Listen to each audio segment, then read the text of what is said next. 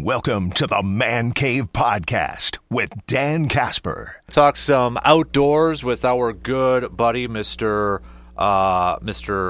Jake Boakes this morning. Jake, how you doing, bud? I am doing all right. How about yourself? I'm doing good, man. It's opening day. Are you a baseball fan, dude? I am. I was actually trying to go to I'm a Twin fan. I am a Minnesota fan. I think most people know that. But I was trying to get out to go to the Twins home opener this year, but just schedule's conflicting. But I'll get to a few games this year. Absolutely, yeah. I'm going to take my guy over when the Brewers visit the Twins because it's like a perfect. The border battle. That's fun. It's in June. It's a Saturday day game at like 1:00. I'm like, that's perfect. So. Yeah, maybe I might have to look into that. I haven't looked at those. I haven't looked that far out. So. Yeah, definitely. So, and it's around his birthday too, and he's a huge baseball fan. So it's nice perfect. that they're having that game on the weekend. Right? In the past, they've always had the Brewers Twins playing in the middle of the week, and so it makes it difficult to go see either or. So that is cool that they're doing it on a weekend this year. I totally agree. Hey, we're approaching the end of March, dude, and last week when we were talking about turkey tags and that, and I'll tell you what, I was in line 20 minutes before, 15 minutes before, and I was still in the thousands, but I did get a couple tags there, so especially Zone 4, it looks like, I mean, they sold out really quick. Were you able to get any? I got a Zone 4, but for the 5th season or E season. Okay. What I think all they have left now is, that last one. A couple in the last one. So Zone 4, most of the zones are pretty sold out. You can get a fair amount. You can get a few in the final couple seasons in like Zone 1 and maybe 3, but most of the zones are pretty sold out. So we'll see what happens with the harvest this year. There should be enough hunters on the landscape. Mm-hmm, no doubt about it. So, also fishing too, and this is the time of year. I know you kind of touched on it a little bit last week, but maybe a good reminder for everybody because I mean Monday's the 31st, and then it's kind of. Is it safe to say it's the outdoor New Year coming up next week? I would say it's safe to say that. So maybe we can coin a new term statewide here. So, if you go and look at any of your vehicle registrations, minus snowmobile, I think snowmobile they give you till like June. Your boat registration, it's going to say 2025, and it's going to say March 31st right under there. So that means it expires March 31st, 2025. Some people get confused because they're familiar with Minnesota. Minnesota, it's their new year, quote unquote, is the end of the year. So if they're, say, 2025, they're good through the end of this year, but ours aren't. Ours are only good for a couple more days. So it's kind of like your vehicle registrations where it's always showing the next year on it, so 2026. So get in there and re-register your machines. Get in there, rebuy your fishing license, your hunting licenses, small game, whatever you're going to get for this year. It's a good time to go in. If you did go buy a bonus tag, they basically force you to buy, a spring turkey license or your patron's license. So if you already did that, then you're probably already on the board for a lot of licenses. But if you haven't, especially, most people are going to start fishing again. So if you haven't got a new fishing license, go out there and get that $20 license versus a $222 ticket. Mm-hmm. Yeah, speaking of fishing, I'm sure you've seen it too, but I've been seeing a lot of people launching boats already in the river and going out there. Oh, yeah. There's plenty of fishermen. I think most of the lakes up here, the ice is receding.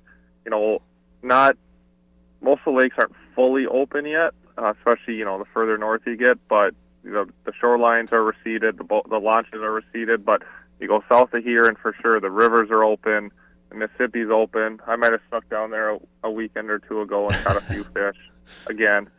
Nice. So there's definitely fishing afoot. A good reminder locally is that this is also the time of year where the refuges are in effect. So there's a few refuges in our area. The most common one where at least I've found people, or at least where I know locally where people fish in the refuge during the close season, is the Altoona Dam. You cannot fish below the Altoona Dam right now.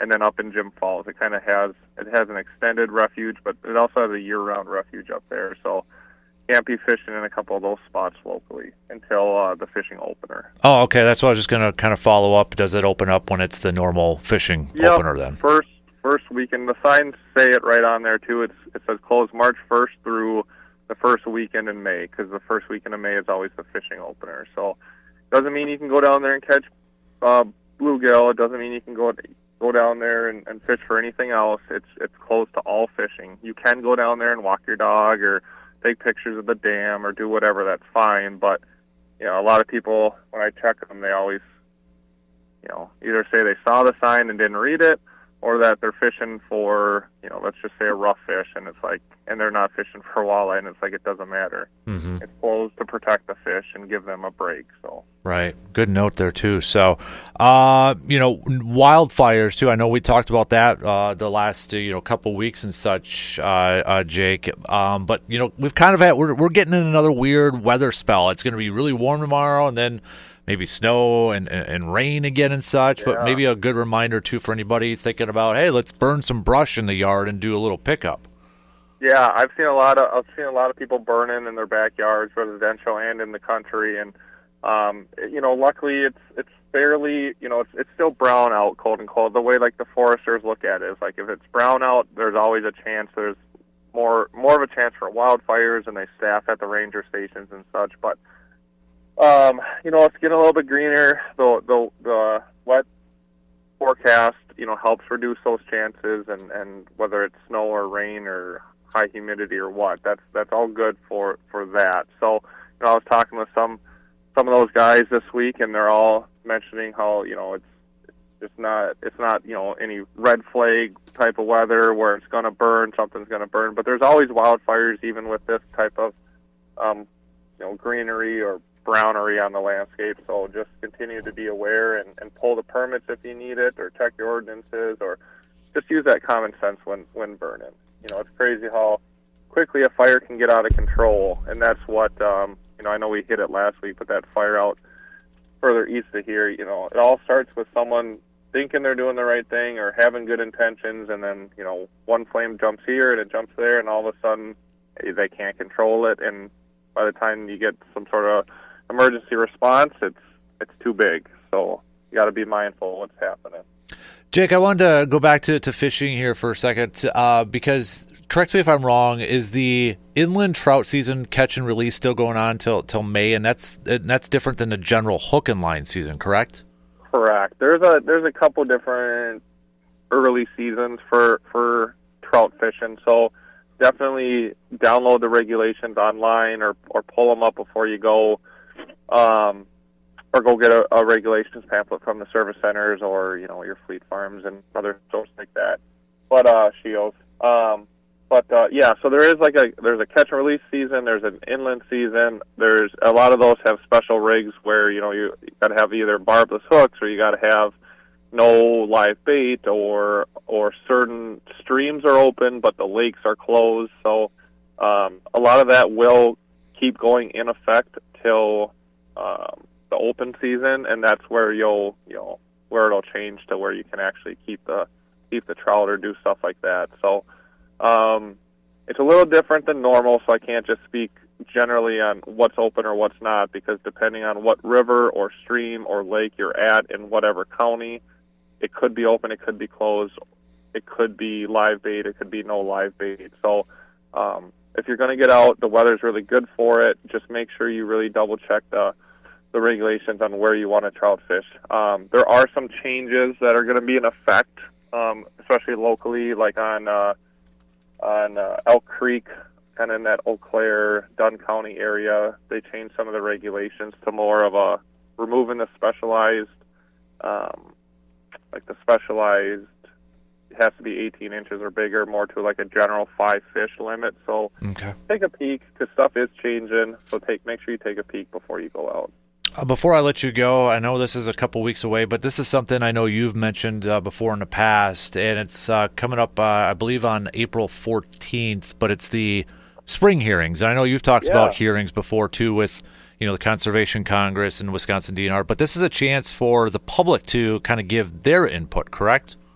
Yeah, it's a great time to give your input, whether that's in person.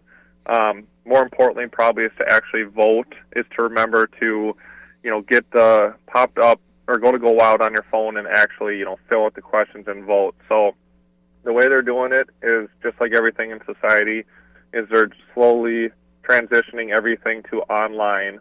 So we're still hosting these meetings, going through the questions and having public input as well as just discussion on it. But even if you go to that meeting on Monday, you still have to vote on your phone.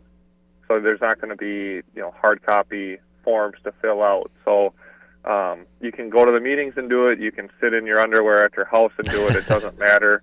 An important part is getting your vote in, because the numbers they look at the comments that come in, but more importantly is they look at just the numbers. If question, I don't know what question 14 is, but say question 14 is something, is a hot topic, they're going to look at the yeses and the nos, or if they have like a doesn't affect me type of thing, or no comment. So depending on how it's responded to, like it's something that people are really in favor of trying to change or keep the same, that's how they're going to kind of move forward with that regulation or conversation. Is like, okay, the public of, the state of Wisconsin public says that they're very in favor of changing this or of keeping it the same, and the people that make those decisions are gonna see that and utilize that opinion. So it's important to get it out, to do it.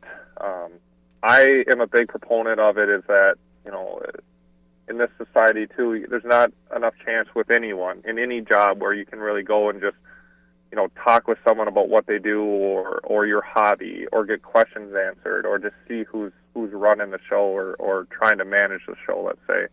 So it's a really good opportunity to show up and talk to Eau Claire fisheries biologist, talk to Eau Claire, wildlife biologists or their supervisor who might be there, or talk to local game wardens or forestry techs. So it's a good place just to show up, and if you got questions or comments or thoughts, it's a good welcoming atmosphere. Absolutely. Good stuff, Jake. I know next week. So really quick, like during this time period where you got maybe a little bit of a transition, I know, you still got guys and gals who are out there fishing and such, but what is are you still busy out there? Are you checking licenses because of the fishing, or what's this time period like for you? Yeah. So, the days of having a slow season have seemed to have come and gone, because it doesn't matter what time of year now, whether we're in the parks, whether we're dealing with fishermen or ice fishermen or snowmobiles or ATVs or boats or environmental responses, or whatever the case. To be honest, we do a lot of training. Wardens are still law enforcement officers, so we have to do a fair amount of training every year to keep our credentials up. So we do spend a lot of time training as well. So really no boring seasons or slow seasons anymore. This time of year, you're totally right. There's a lot of fishermen out, and the fish are starting to turn on a little bit here locally. So we're seeing a lot bigger groups of people at traditionally hot spots in the area, as well as the people are getting their boats out. So we're seeing a lot more boats. So we're doing a lot more boat safety checks and different stuff. A lot of dead deer on the landscape, so a lot of calls on that. A lot of environmental stuff. So people are also seeing something draining from here, or this is piling up here, or that manure is doing this, or some pipe is coming onto someone's property. So stuff's on, loosening up, everything's moving, people included. So just a lot of activity on the landscape in a lot of different facets. So definitely keeps us busy. Awesome. Hey, good stuff as always, Jake. We appreciate you hopping on every Thursday with us, and I know when we get closer to fishing, you're going to have to come in for an extended one, okay? Oh, yeah. I think so. Awesome. Good stuff. Well, hey, have a good rest of your week, man. Enjoy the weather, and we'll catch up with you soon, okay? Yeah, everyone enjoy the weather this weekend. It'll be a nice couple days before the cold snap. And the good thing about the cold snap this weekend is that there's still some basketball to watch. That's true, yep. It's a good time of year. Exactly, bud. All right, we'll catch up with you soon, okay? Yep, talk to you guys next week.